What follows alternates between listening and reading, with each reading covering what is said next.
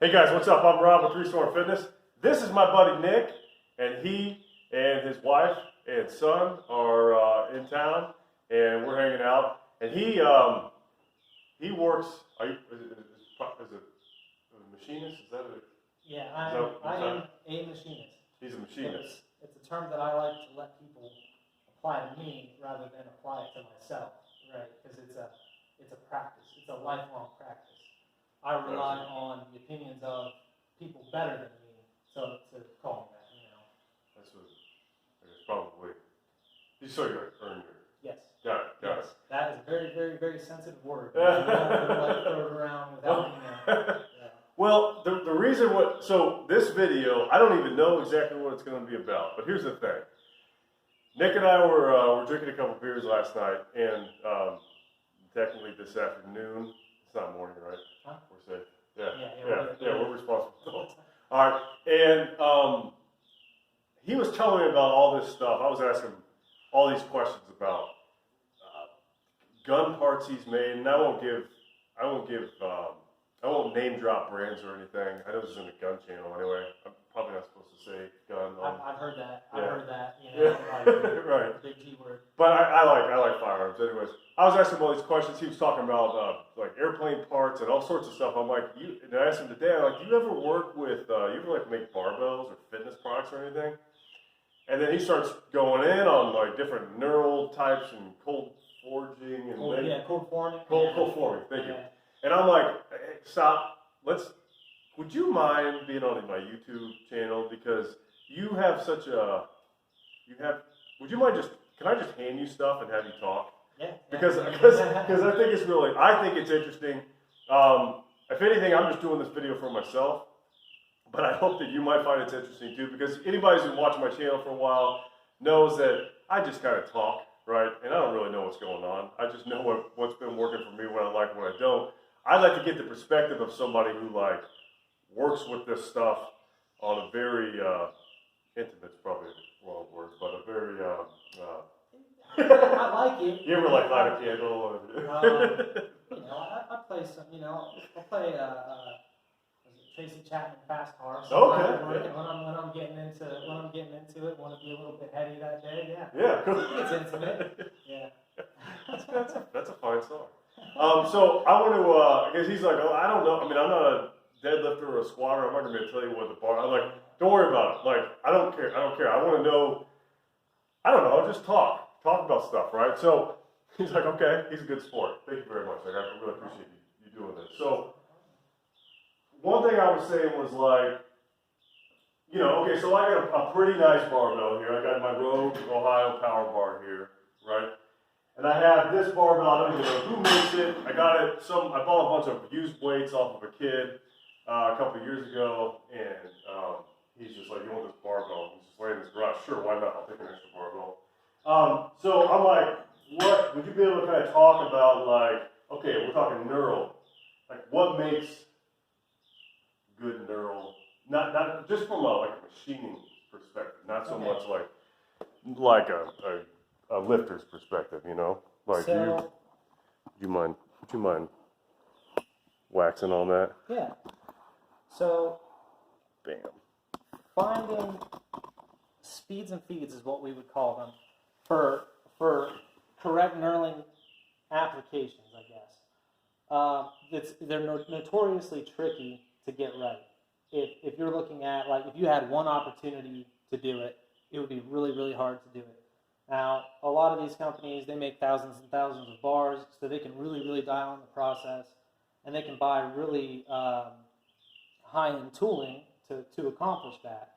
So when you're looking at a knurl, there's a lot more function there than you might realize. And we were talking earlier, like most knurls that are made in the machining world are, probably like at least 75% of them are like a human interface to where you can apply grip to something. So when you look at a knurl, it should, for the most part, most knurls are diamond knurls. So there are two Is it wheels. the shape of the knurl itself? It's the shape of the knurl itself. Now, some of them are deeper than others, and some of them are sharper than others. sharpness would lead to more grip, but also that's kind of like diminishing returns. If you're cutting off your own calluses with a sharp knurl, that's an issue. So you want to look at a knurl that is a nice diamond shape, is not doubled. A double knurl would be like you would have a few in there that the diamonds are like cut in half, like they're smaller. But also like you kind of want to see those diamonds like a heavy knurl. The diamonds peaks would be sharp, would come, but a not so heavy knurl, they're still flat. And you know, I have never seen a knurl machine. I'm sure they exist to where they're like actually pretty good, you know, and there might even be like an entire wheel that might be able to do that whole knurl in one shot. This is knurl right here. Yeah, and they could drop it in, and we're talking about like high production atmospheres to where you would want to like do it as fast as possible because there's just, you know, they're so busy. So like, would you be able to like look at, like we were kind of riffing a little bit before we put the camera on. I was saying like, okay, so what's the deal? Just from obviously, this barbell just looks like hell. Yeah. But so, looking at the knurl by itself, you started talking about. Yeah. So where the tool left the knurl, one of the wheels still made contact and the other wheel didn't. So you lose the diamond, and it's not even functional at that point. This is on the back. He's pointing to that. Sorry. They're excess lines that go over. So the other thing too is the cheap bar here. The knurl's been chromed over, and that's an issue with and also the knurl on this has every different pitch. You can see sharp down here, and you can see flat right here. It's across the board. It's really, but then it's been chromed over, which is kind of an issue because chrome plating goes on with a certain thickness, and it does not like. You allergic to cats? No, I'm fine with that. Cool. But it doesn't like sharp corners. So a chrome will flake off of sharp corners, especially if you're beating it up and stuff like that, dropping it on metal to metal. It's just going to chip that chrome right off. Then it's going to lead to rust. So would this be like, as you can see, right? That's some corrosion going on right there. Yeah, right? yeah. And well, not to mention, it's like, once again, it's a human interface. What are you doing? You're working out, you're lifting, you're generating a lot of sweat, and that sweat is just going to be another. Now, I mean, I like my hands to be dirty at the end of the day, after working hard.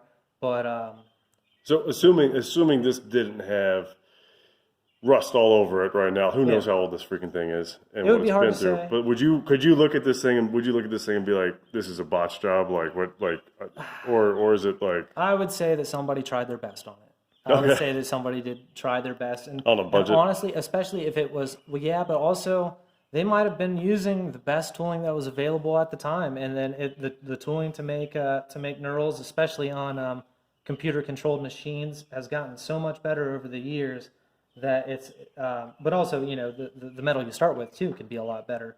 Okay, yeah, makes sense. So you're looking at not bent, running out, or a big bend in the bar. That would create, or even if the bar is not totally round, that would create high and low points in the knurls and a lot of inconsistency. Well, speaking of, do you mind if we segue into this? You're talking about bent bars. I know it's not exactly. I'm sort of taking this out of context a little bit, but like, I got this Titan Fitness. I've reviewed this sucker before, the Yukon bar. And by the way, I still like it. I use it quite a bit, but it's not without its issues. And I've talked about a lot of its issues. Bar still held up pretty darn well. I don't know, we'll call it, I've squatted 1,000 times with it, maybe 1,000 reps, give or take. But we were talking about, if you happen to see that video, how the center knurl is off center. So I was like, Nick, is this like an illusion to you, or is this thing actually off center? It definitely looks off center to me, and for the application, there would be no reason for that. But you have to look at the bend, and maybe, listen, I'm a professional in some things. I definitely have a right to talk about some of this. This bar was knurled before it was bent. It is almost an absolute guarantee that it was knurled before it was bent. Is that necessarily a bad thing? No, it's just the fact that, like, the way the knurl tools work, unless you, I don't even want to get into that because it's probably not even a real possibility. Okay. It's just way more efficient to knurl it before you bend it. Now, they didn't put a knurl on the bends, because that would be obvious that it was distorted. It would be really, really obvious. It'd be like wider in some places. Apart. Yeah. Okay. Yeah. And that's that's the thing that when you bend metal, yes, you are bending it, but you're also stretching it. And there are complicated formulas to figure it out. But what it looks like to me is that, and I don't have accurate measuring tools here, but it looks like this is off-center just to my eyes. So it's probably like the knurl wasn't centered where it should have been in the machining operation, or the bend wasn't centered. And more than likely the bend, probably. Yeah, just because the way they do it, it's pretty tricky. You ever doing that with the bending, or? I mean, I've messed up, but definitely not intentionally. Like it's always been a super bad news, bad day. Oh, okay. Gotcha. Yeah, but as far as this bar goes, it's got a relatively shallow knurl. You're looking at a knurl that's only, it might only be like 10 thousandths deeper than the surface of the metal, which generates better grabbing. But in other words, you need to grab tighter. Yes. Yeah. Well, that's an interesting point, because one thing, I'll steal some of your thunder here and put it back on me, but like one thing I wanted to mention for those who care about, maybe are thinking about buying this Yukon bar, I still love it, but it really pays. Like if you're squat, like let's say you're wearing a stringer or something, you're really sweaty, so it's all skin back there. This thing doesn't really grip too well. Versus if I was doing the same with the power bar here, a lot more aggressive knurl, this thing sticks to you. And I talked about that Elite FTS power bar as well. It really sticks. This one, it kind of slides a little bit. It's better than nothing, but like you could have. I mean, it's just, what is it? Just a matter of like. I mean, is it cheaper to? Sorry, it's an ignorant question. But is it like, are they saving money by not doing the more aggressive knurl? Or do you think that they're just catering to what their customers want? It could be a factor. It definitely could be a factor, because the heavier knurl you get, the more pressure it puts on the wheels, and the more wear you might experience with those wheels. So it's kind of tough to say. They may have taken it into account in manufacturing. Is it quicker? I don't think it's quicker to make, but you're not going to lose as many tools. You're not going to wear them out. At the same time, like, you would have to look at, like, what is their priority? Is their priority to have a more diamond form knurl, or is it their priority to have it consistent across the board? So they may start wearing out their wheels and be totally fine with it, and they'll just back them off, shallower, toss them, bring in the new ones. So they might have kind of like a shaky standard. Yeah, the standard for knurls is really like, it is just kind of shaky. It's just kind of a little bit janky. I mean, you could say, they'll tell you like the pitch, which is how many lines around 360 degrees that knurl should be. Oftentimes they'll tell you the diameter before the knurl, and what the diameter has to be after the knurl. If it's cold formed, then it actually grows the diameter. It displaces the material to the outside. Okay. So I mean, it's kind of a neat thing, because it's I don't want to say like a violent. It's just a really strong process. There's a lot of pressure involved. You need a nice tool, nice rigidity is what we would call it. You need some nice rigidity to do that, and that's like on this bar down here. When you're knurling the middle, if you're supported on the ends, the middle is going to deflect the most, so you're going to get the most inconsistency out of the middle, unless you're using the right stuff, unless you're using the right tool. But if you're trying to apply it to the whole bar, it's hard to say, But okay, gotcha. Yep. So can you look at something and be like, this is cold form, this was machine cut, or is it not that? Well, yeah, I would say so if they were machine cut. Cold form right off the hop is going to feel bigger than the bar diameter. That's the easiest way to tell. Oh, okay. And the shallower it is, the harder it is. Can a human tactile sensor detect that? Yeah, you could just run your finger all along that, and you just feel it. Yeah, you feel it grow. So,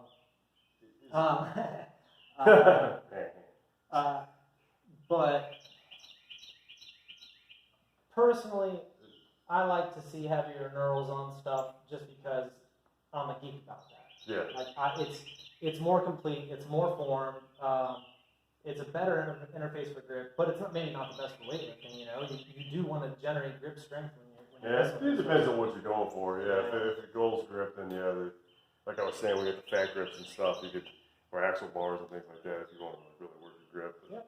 I got you. It just depends on what. But, yeah, and then so the rest of it, the bar ends, you can tell they're ripped out. You can tell they're ripped heavy out. Like you can feel the feed lines across it. And On the sleeves? Yeah, just because, and you could even see them. All they have to do is control a diameter to about, the tolerances are going to be wide open. This is mass material removal. As fast as they can do it, as efficiently as they can do it. And it looks like they which bar was it? Yeah, this bar up here has actually been, the chamfers on it have been deburred. So that's nice that they actually consider not cutting yourself. That's the biggest thing. You don't want sharp edges. As a user, as a lifter or whatever. Yeah, because, who wants that day? I cut myself, I think even this one might have a little bit of that. That might be just a, so, just a standard. Yeah. Gotcha. This entire chamfer on the back side of this might have been done by hand. But you could definitely see that it has been polished. Which, products made in the United States, we take pride on, about stuff like that. When you're selling it to people, when you're selling it to your neighbors, it's kind of a big deal. Titan, I don't think this sucker was made in the U.S. Oh, you don't think so? I don't think, they do have an American bar, but it's a good touch. It's a nice, it's a nice thought. They didn't have to do that, but they also have to consider customer backlash. I'm cutting the crap out of myself on my bar constantly, or why is this sharp? You do have to consider that. You have to consider the consumer some. Yeah. What about what if we change the subject? Well, maybe I was showing them these. I got the Quicklocks dumbbells, which I've done a review on before, and you were saying this product here. You get the Quicklocks here. You line up. Yeah. Puts it into place. What's the deal with this sucker? Does this look like it's well made? Yeah. It's definitely a production job. Still love these things, by the way, in case you're interested. Oh, They're yeah. holding up great. It's definitely a production job, and you can see that they're made in mass quantities. The end plates here are they're probably lasered out, so you could see the lines from where the laser, and you could see some inconsistencies in there. But the locking mechanism, I absolutely love it because it's really clever machining. It's like a clever use of removing threads to disengage it at a certain orientation. And not only does it do that, but they actually go and tell you what that orientation is. With the notches. Yeah, with the notches. So this is, it's really clever. These guys, so this end piece is made out of one piece, it looks like. It's undercut here, so it butts up against whatever it's going into. But not only that, there's a center drill hole, which means that they cut this with a tailstock and a center in the end of it to hold it in the machine. Which probably actually means this is at least a 2-operation job because you'd be holding onto that, and it's knurled. You can't do that while you're holding onto it. But yeah, it's once again with the chrome, it's you gotta worry about the sharp edges and it flaking off. That happens. But now these look like this thing's chromed pretty well. Like obviously, it's seen better days, but nothing's chipping off or anything. I can tell. They look done pretty well. yeah. I know you got a different eye than I do. I'm just I'd say it's definitely fine. But yeah, I really appreciate the orientation, the location or locators on that, because we use certain things like that in gauging in machine work, what we call a no-go gauge. It would tell you if your no-go gauge screwed onto that, then it would be bad. It would mean that this... it tells you no-go? Yeah, it should not go. And all of the no-go gauges, which are knurled, they all have the groove cut. So you don't actually even have to look at it to know what you're picking up and putting down, which is, it's a fantastic... If you know that and you keep it in mind, it makes it a way more usable product. Just to do, faster things and, Nice. It's just, it's awesome how clever that is. Sweet. Yeah, I love it. That's why That's why, like I said, I just want to hand you stuff and hear you talk about whether or not you like it from a machining perspective. Because, like I said, mine's a use perspective, which is obviously pretty important. But I'm just always interested to hear what somebody who actually knows a little something about what their opinion is. What about this piece? So I don't think we talked about this one. I'm throwing you a curveball here. This is a lat saw made by a company called Spud Inc. Yeah. And what it is basically got these notches in there. And you can pop these in. I've reviewed this sucker before too, by the way. I plan on also reviewing the Primes version of this. I don't know who came up with it first. I'll try to find that out before I make the video. But anyways, so you can control the distance for like different grips and is this like, I don't know if you want to hold that sucker. Do you ever? How is this made? This is made on like a plasma. We call it a plasma cutter or a CNC plasma machine. You ever work with those at all? No, not really. I've seen them, and they do have some limitations. They can produce a lot of slag, and this is probably down to like the operator or the programmer if they do it right. So like it could create a scenario like here. This is a prime example. Big burrs hanging on. So it creates like plasma machines create a big sharp edge deburring problem. So what you might save in the you're not using consumables that much with a plasma machine. So you're not cutting all this out was very cost effective.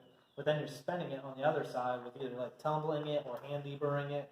Well, it's simple enough. It doesn't. I'm not going to say it doesn't matter because like I appreciate quality for quality's sake. Just do the job right. Yeah, I like the idea of companies taking losses on things to make them as good as they, and that's obviously not sustainable. But it's appreciated. Yeah, so this is mass material removal, as quick and dirty as you can. And you're starting out, you need to start with an acceptable piece of metal. I don't know how the heck this thing works, but if you're hanging a lot of weight, I would throw a carabiner through here, hook it up one of those cables or like a lat pull down machine, and depending on what So it's bearing a lot. It could be bearing a lot of weight. For me, it'd be bearing about up to maybe 250 pounds if I'm doing some heavy lat pull downs or something. Well, it's not going to fail. Brag there. Yeah, it's not going to fail. It's not going to fail. That I mean, obviously, like the furthest out on the end, that's going to be where the most torque is in the middle. But you're never going to come close to that. Yeah. This is probably definitely acceptable. I don't know what kind of steel it's made out of, but it could be made out of pretty much whatever, Gotcha. Whatever's affordable. But yeah, and then they went and like kind of, I don't know about the painting applications, kind of like a liner deal, or a heavy enamel or a wrinkle paint. Would you look at this and say like your opinion on how well it's made? I know you don't work with a plasma crap. Would you call that? Oh, like a plasma. I think they're just like CNC plasma machines. Okay. It's just using electricity and an arc to burn through.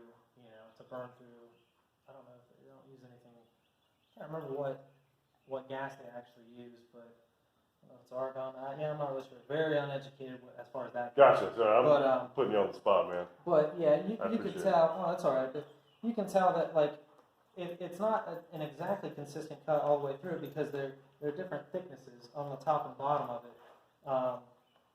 They're just cutting it enough to get this thing to come free of whatever. And they're made out of big sheets and they're called nested. They're nested together in the most efficient way. Like they orient these in big, might be 4x8 sheets or something like that. They orient them to where you can have the least loss. So they might actually, if they interlock at all, that's a very efficient way to do it to minimize the scrap.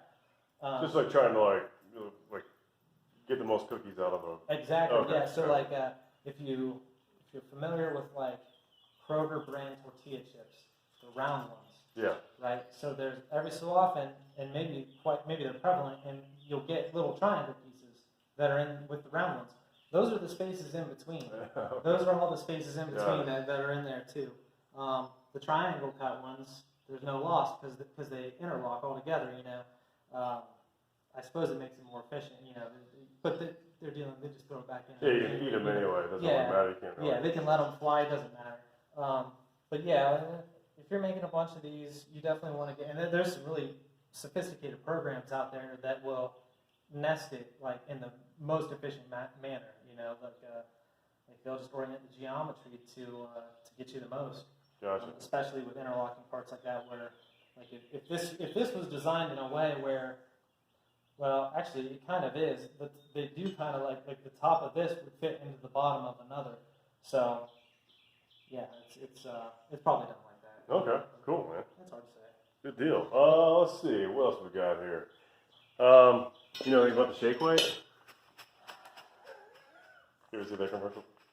I just want to know if anybody has dedicated enough time or dedicated the time and energy to like getting shredded with the shake with weight? the shake weight. Well, you've seen the commercials, right? Well, yeah, but You like guys are pretty jacked.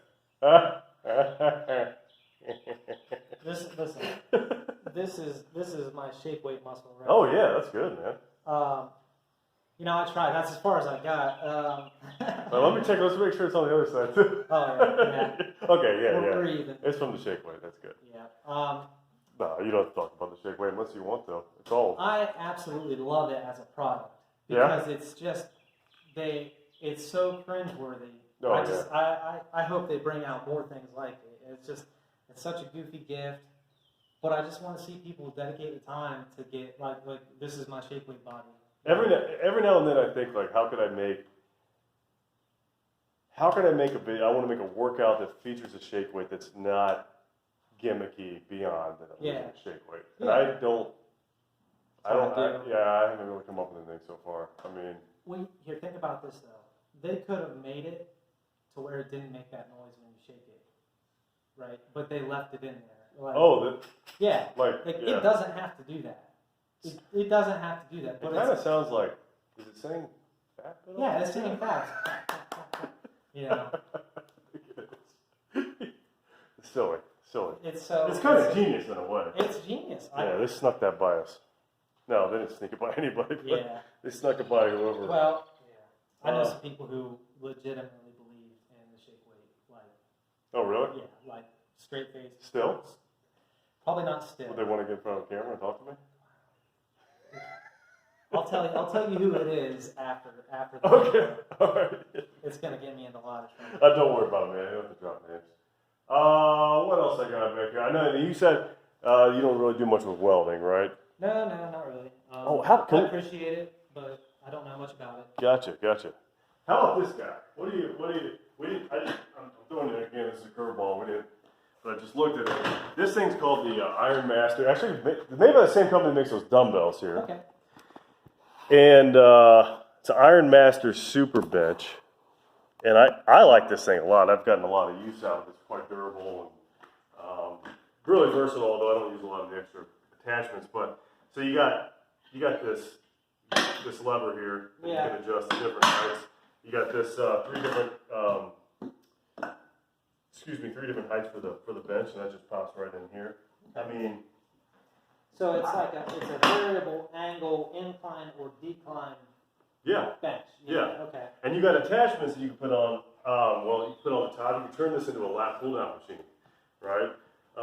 And honestly, the thing that I've been probably most impressed with, other than the versatility, is just how well this little piece down here, I can just sit there and it will hold up well. And you would think that, not that it looks cheap, but it's like, I'm just kind of impressed the way it holds up. So what's actually stopping it is that bar, is the bar being leveled. And that's a good idea. You really would hate to make one of these things that could fail. All right, so if you can imagine, if you had that in the far back position and you didn't have this locked, so the spring weight is very important, right? Because it's going to snap in, it's going to drop in hard. It's going to give a tactile feedback to when it's engaged. Okay, You managed to get on this bench with this thing not dropped into one of the slots, and you shifted your weight with weights in your hand, and it tilted back. That would be like pretty bad. You could seem to get like pretty injured. Yeah, I would imagine. Now, is that a realistic scenario? I would say man, that would be so rare. But that's why they put a heavy spring on it. That's why they put deep slots on it to where your the lock bar drops in. Yeah, so that's kind of weird the way that is. Like, it seems to be adjustable, or so. It's got a jam nut. Like the play. Yeah, like usually you would just have the appropriate length bolt go in and bottom out on a washer. Like, I'm not really sure about that, but I mean, it definitely seems to be like a pretty nice piece of equipment. Like, as far as I don't see any chintziness. There's no chintziness at all. Did they go above and beyond? I think they did what's sufficient. Probably means it's a decent company. Probably means that it's a sustainable company. They might Job, Ironmaster. Yeah, which you can appreciate that. I mean, like I said, I want to see companies take losses to make the most perfect thing, and it's just not sustainable. You just can't do that. Yeah, that's like art, right? You got to cut corners where you can, and you got to try to hide the corners you cut. I mean, unless you make it your brand, and it's like a boutique thing, and then you're appealing to people who have a lot of money anyway. There's always that, but for being you're just an average or just a good piece of equipment, that's nice to see.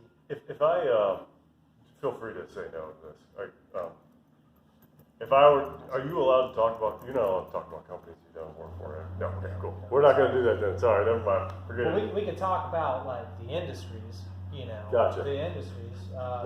Sorry, my camera cut out there. I was asking him. I said, I said, are you allowed to talk about specific companies you don't work for? And I knew the answer, no. But I asked him just what he thought about the fitness industry in general from a machining perspective, if there's any.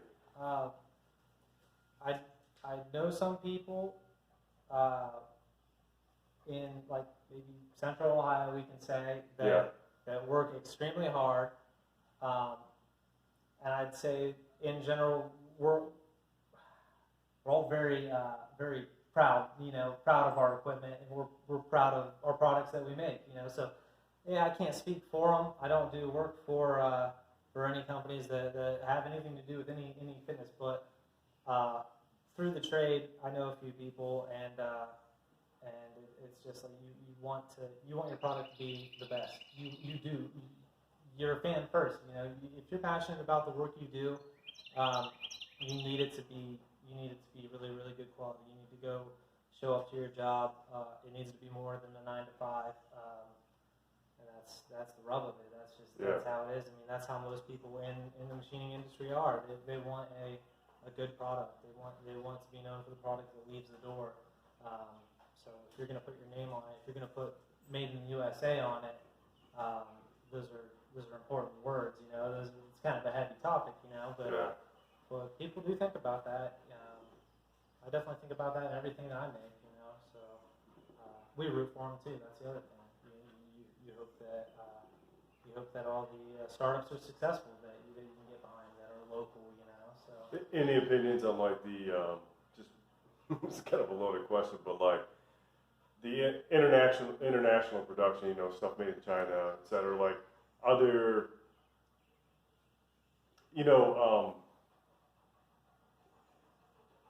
are there particular standards, or are there just general, from what you've seen, like, that makes the U.S., necessarily better or not? I mean, how much does it really matter in terms of just objective, what comes down into the box? I mean, right off the hop, anything that I have ever made that was like food grade or medical, it says it right on the blueprints that it needs to be made out of USA domestic material, USA domestic steel, or European steel. So right off the hop, there's some inconsistency with the actual metals that are being used. So, and I'm not sure about offshore standards. That might be a little bit of an oxymoron when you say offshore standards, because a lot of times you don't know. You mean like something there aren't standards? What's that? Sometimes like the standards are, is that what you're saying? Yeah, sometimes, but I mean, so they may have standards developed that they choose to not observe at all, and certainly there can be mistakes. But you know, we can trace, we do, and we can trace the material we use in America for food grade stuff, for medical grade stuff. We can trace it back. We can trace it back to the mill that it was made in. We can trace it back to the shift that it was made on, and we can pull all of the statistics from the actual batch of metal on the day that it was made. So the potential for quality control is just by default higher. If you need something to be made out of 100% the metal that you're paying for right off the hop, there could be some skepticism, especially if the person producing it perceives leeway or perceives an unimportance that it need to be made out of, things like that. So, you know, great examples would be like something that was supposed to be made out of a high-grade stainless steel is made out of the raw material that kind of looks like stainless steel. It gets put on the machines and rusts in the field. Now, most places have quality control and standards to prevent that. And certainly, if you were a supplier for them and that happened, you would not be a supplier anymore. Like, you can't source material from the wrong places. So if it was important that it's made out of stainless, going overseas is actually prohibited. So. Oh, okay. So it's not even really like that. Yeah. So, but like, if you, I mean, we could talk about like, the I can't remember what that website is. You can find manufacturers for any product overseas, and they just like Alibaba. Alibaba, yeah. Yeah. So you can get on Alibaba and you can find any product. Stuff. What's that? I know stuff. You know stuff? Yeah, you can find like any product and any provider, and the best thing that I can say is like if you can find a good provider or a good vendor for services or goods and establish a one-on-one, you know, verbal connection with them and a relationship of trust, you're probably all right. But if you can't do that, then you're probably in the weeds because you're going to run into scorched earth methods. Like, they got you once and they do not care about the second time. Gotcha. And they'll just move on to another thing, you know. So, you know, I'm not overly experienced with I've never purchased anything off of that, and obviously the quantities, but I've looked at it a few times. But yeah, you hear horror stories occasionally, and I'm not trying to drum up any kind of fear, but it's worth noting. It's worth noting that you might get inconsistent results. It's worth noting that, like, your overseas vendors are not under your control at all. So that's what's nice to be able to walk around and know, you know, especially if you've got a hand at it, like my neighbors are going to be using my products. Like, yeah. I definitely want them to be happy. And, you know, we talked about this. There are I do some work for some various companies that are, let's say, there are products that anybody could go and buy. There are products that could potentially be dangerous. And it's extremely important to me to do as good of a job as I can and put good products out the door. Well, I think you personally should make every day. Yeah, well, I would be broke and I would be overworked. It's like I am right now, so, you know. Yeah. Well, dude, I really appreciate it, man. We'll cut off here. I don't know. I'm fascinated by the level of detail of all the things that I kind of take for granted, so to speak, in the gym and really just making toast in the morning. But like, it's just cool to get a different perspective from somebody who works with this stuff. Especially, I think there's almost an added benefit that you're not really rooted in the fitness industry, because you could just speak from a completely unbiased perspective, like, well, this is how we made this. You know, I hope you guys got a lot out of it. I know I did.